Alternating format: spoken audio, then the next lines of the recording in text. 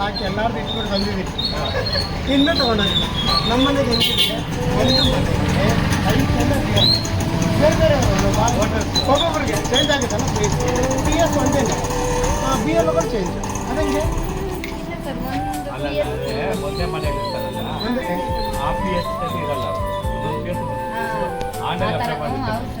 ಆನ್ಲೈನಲ್ಲಿ ಅಪ್ಲೈ ಮಾಡಿ